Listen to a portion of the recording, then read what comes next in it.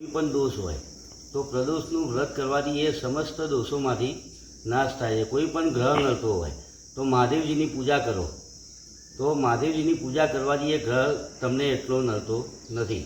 અને એમાં પણ જો પ્રદોષના દિવસે તમે પૂજા કરો, એક ટાઈમ ભોજન લેવાનું સાંજે, અને પ્રદોષના સાયંકાળે પૂજા કરી, સ્નાન કરી, મહાદેવજીને લોટો ચડાવી અથવા તો પછી નમસ્કાર કરી સાચા મનથી અને વ્રત કરો તમે, તો એનાથી તમારી જન્મ જન્માંતરના દોષોમાંથી તમે મુક્ત થાવ છો અને તમને કોઈ પણ ગ્રહ નડતો નથી અને હોય તો એ બાધા પણ દૂર થાય છે. જી ધન્યવાદ.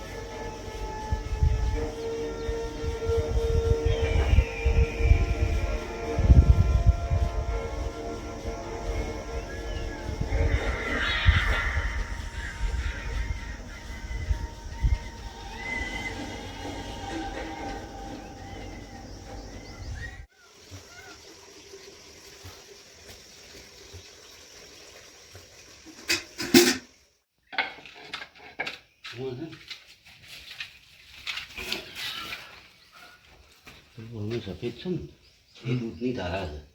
અચ્છા, હા, ઝૂમ કરશો ને થી દેખાય એ સફેદ. અંદર જાઉં? હા, જો એ સફેદ છે ને એ દૂધની ધારા છે અને મૂળિયામાંથી અમારી ઝૂમ કરશો ને તો ટીપું ટીપું પેલા મૂળિયામાંથી ટપકતું દેખાશે. અચ્છા, અને આ દૂધની ધારા થાય છે, અવિરત આ જ પાણી આવતું હોય છે. અને એના અંદર તમે ધ્યાન દેખશો ને તો અલગ અલગ આકારે દેખાશે. ગણેશનો આકાર દેખાશે, ઓમનો દેખાશે. આ વચ્ચેના ઉપર દેખો સર્પ અને ઉપર હાથની તો મોડું અને હાથમાં ગદા લઈને મોણ દેખાય. વચ્ચેની ધારા ઉપર ધારીને દેખો. અચ્છા, દેખાય જ મનુષ્ય જેવું. હા, સર્પના સર્પનો આકાર બી દેખાય છે. હા.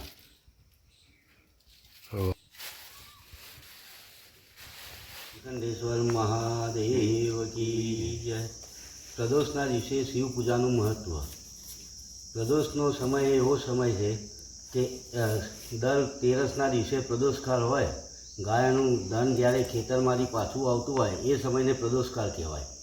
એ સમયે શિવ પૂજા કરવાથી અથવા શિવ પૂજા ના કરી શકો તો એ દિવસે તેરસના દિવસે પ્રદોષકાળ પછી મહાદેવજીના મંદિરમાં જઈ અને દર્શન કરવાથી જન્મ જન્માંતરના પાપોમાંથી મુક્ત થવાય છે.